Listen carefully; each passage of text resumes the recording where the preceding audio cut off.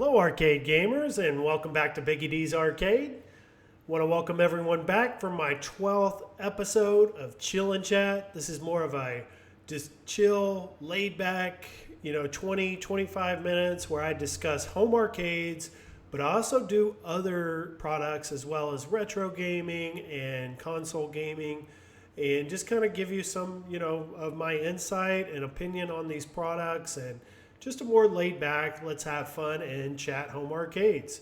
And I'll start with CES tonight. Whenever I did an update on Wednesday, that was on the product announcements, but we had a lot of unanswered questions. We actually didn't get to see the products. We were just seeing renders on websites, and I was really interested to see what we would actually be getting.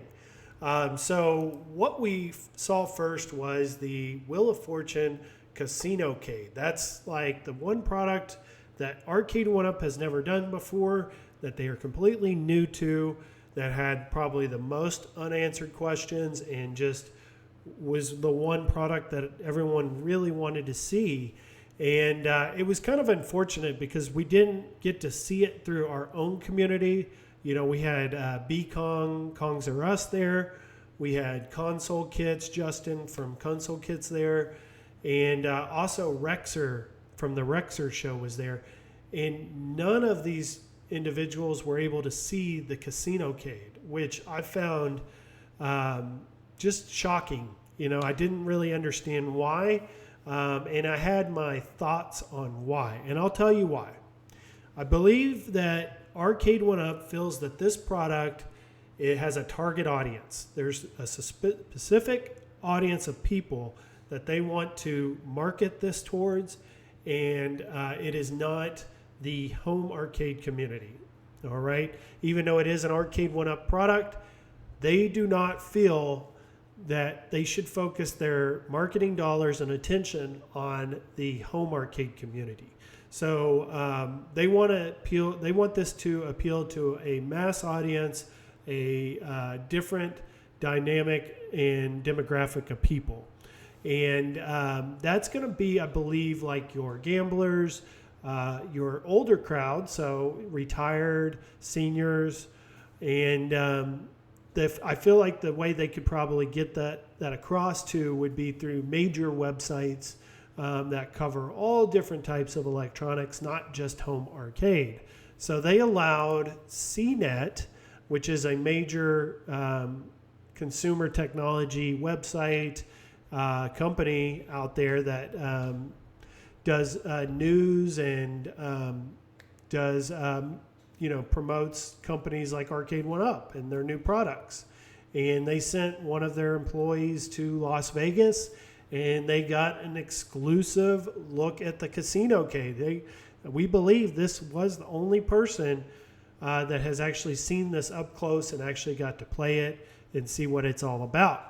Now, fortunately, he made a pretty decent video, which gave us some close-ups and more answered questions on this product. And we're seeing it now here. I'm doing this video where it's just on a loop where we can kind of see what it looks like.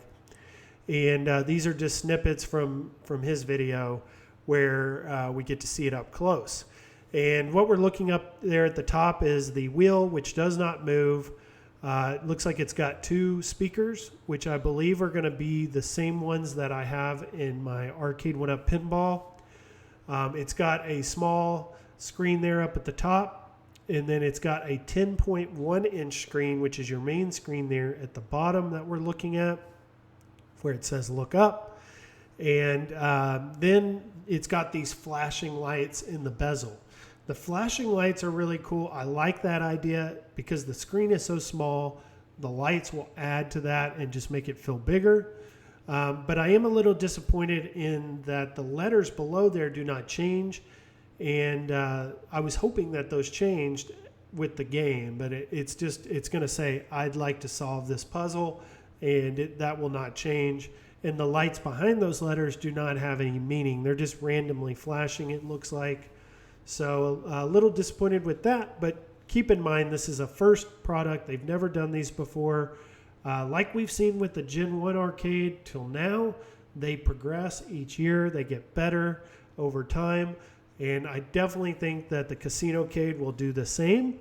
So I'm pretty impressed for a Gen 1 CasinoCade.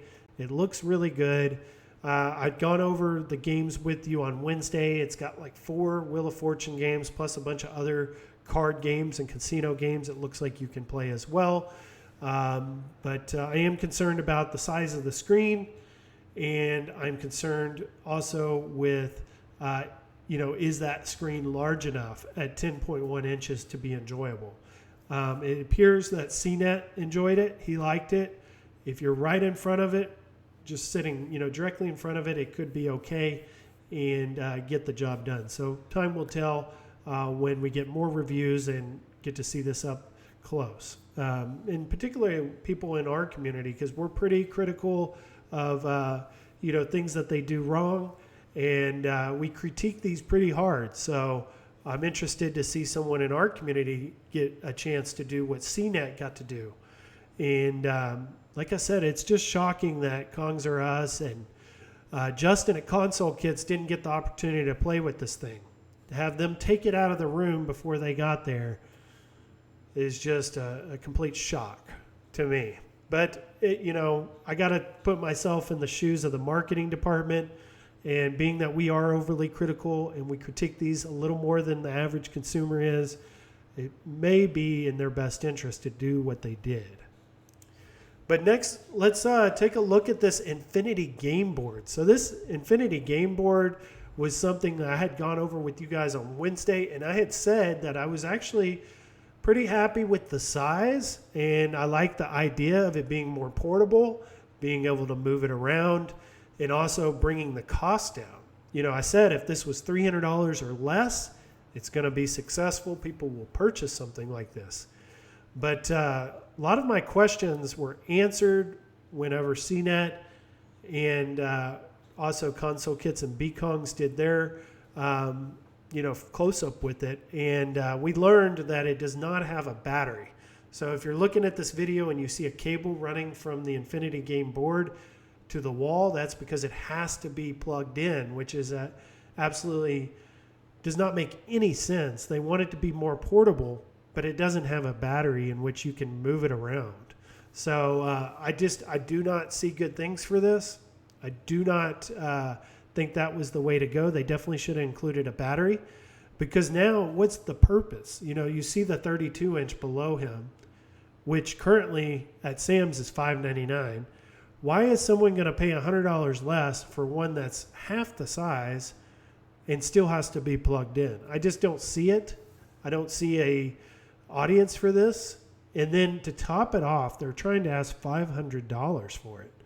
$500 for this little tablet that you have to plug in.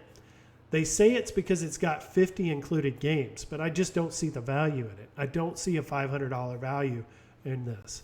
So I think they're asking way too much money. They're way in over their heads at that amount. And, I'll tell you right now, I can predict it already. This thing is not going to do well. Within a year, you'll see it at about $250 on clearance somewhere. And then maybe then it'd be worth considering. But now, I wouldn't even give it a thought. But also we had given these, or gotten to take a look at the announcement on Wednesday of the new deluxe cabinets. We were going to get Pac-Man, Miss Pac-Man, Class of 81, and Mortal Kombat 2. I was really happy with the design of the cabinet. I was really happy with the recessed slanted screen. I think they're definitely going in the right direction with that. And everything looked good, but these are just renders, so we didn't really know what we were getting except for what we can see in the render. So we did get to see these up close. We finally got a chance to see them up close. And the marquees look good. They got a solid color throughout the marquees on all 3 of them. And that brings up a good point, is we did not get to see the Miss Pac-Man. We only got to see Pac-Man and Class of 81. So we can only assume that the Miss Pac-Man marquee is going to look good as well. It also has these screw cap covers. It has no riser. It does not have a mechanical coin door, but it does have the molded one. And we still do not have confirmation on whether or not these are BOE, IPS screens, or TN monitors. So they would not allow anyone to open them up to verify the monitor. They said these are prototypes and things are subject to change. So they did not allow them to open it up. But we can only hope that we're getting a BOE IPS screen, but only time will tell. Also, another thing I've been seeing a common concern of people were the artwork being cut off here and not going all the way down to the bottom. I'm a graphic artist, so I 100% understand why they had to do the way they did this. It was either put it down towards the bottom or put it towards the top or cut off portions of the artwork. And as we've seen with Killer Instinct, people don't want artwork cut off at all, so they had to shrink it to make it fit. So if you want to have no riser, this is how they're going to look, and that's the best that they're going to be able to do with the side panel artwork. But everything played good. Early impressions were very good from Justin and B. And also CNET had mentioned that they were happy with the gameplay and the cabinet design. Now, one thing I wanted to mention is Mortal Kombat 2. You know, where was it? Why did we not get to see that cabinet? And in the interview with Cyrus, he had mentioned that he had no knowledge of the MK2 Deluxe cabinet. He didn't even know they were making one, which I find absolutely impossible because the website for Arcade1up has it listed. It was also in the marketing material for CES. We can see it right there, Mortal Kombat 2. So there's no way possible that he didn't know that a Mortal Kombat 2 cabinet was being made. But I feel like that was a good way to deflect the question and to move on. For whatever reason, it wasn't there. That could be because it has a TN monitor and they didn't want us to see that. Or it could be the game's not ready, they're still working on it, a number of things. I could only speculate, and I'm not going to do that today. I'm just going to let you guys know all we have is a render, and we don't know what else we're getting other than what we see here on the website. So hopefully we'll get more information on that. I'll definitely be covering it in the coming weeks and coming months. And hopefully we do actually get to see this cabinet and that they didn't pull it last minute, but I doubt that. But time will tell. So let's get to these wall lights, marquee lights. So I had, as you guys can see, I have 3 cabinets here. All 3 of these have no lit marquee. And I was looking into aftermarket, like purchasing an aftermarket lit marquee to put in the cabinet. But I didn't really want to open it up. I didn't want to unscrew things and, take it apart just to get a marquee in there. And they were pretty expensive. They're $75, $80. So I started looking at these lights because they're the same price pretty much. And you don't have to install anything. You just put it on the wall above your arcade. And so I wanted to give it a shot and give it a chance. And so what I did is I had gone to Walmart and I'd found this one. It was a Pac-Man one. And I have Miss Pac-Man. I play Pac-Man every day. So this would have been a good one for me to get, and I would have been really happy with it. And I'd also noticed it had a price of $45. That's half off, and that's my sweet spot. When things start going 50% or below on an Arcade1up product, that's when I pull the trigger. That's when I buy. And they had these other ones which were really cool. They had Street Fighter 2. They had X-Men versus Street Fighter, Mortal Kombat 2, NBA Jam, Marvel vs. Capcom, and Galaga. But these are all running anywhere from $89 all the way up to $93.33. And I just wasn't really wanting to spend that much money. I was probably most interested in the Street Fighter 2, but I just wasn't paying $92. Why am I going to pay double for pretty much the same thing when it's just a different game and they're both yellow? So it didn't make any sense to me. But so the package arrived within 4 or 5 days.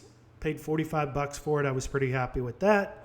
And package arrives. You can see the pictures there of it. It says Pac-Man on the front with an image of it, and on the back it's got a description that says Marquee light up Pac-Man. So what else could it be, right? Other than Pac-Man. So I open it up. It's a freaking Street Fighter 2 marquee. So a huge mistake on Arcade1up. Huge mistake. I very well could have been a customer that wanted Pac-Man, and I don't like Street Fighter 2. And guess what? That's going to be a return, and that's going to cost Arcade1up money in the end, right? So this is not a good thing. You never want to see a company that you're an enthusiast of, that you follow, make mistakes like this, because they could be critical. They cost the company money. They cost the company success in the future when mistakes are like this are made. How do you put a Street Fighter 2 in when the box has Pac-Man on it? I just don't see how that happens. I've heard stories of things like this happening, people ordering stools and getting the wrong stools. So I know it happens, and it's happened to me personally now, so I wanted to make mention of it. But it all worked out. The mistake was made, but it worked out because I wanted Street Fighter 2, and I didn't want to pay double for it. So I'm a happy customer, happy camper.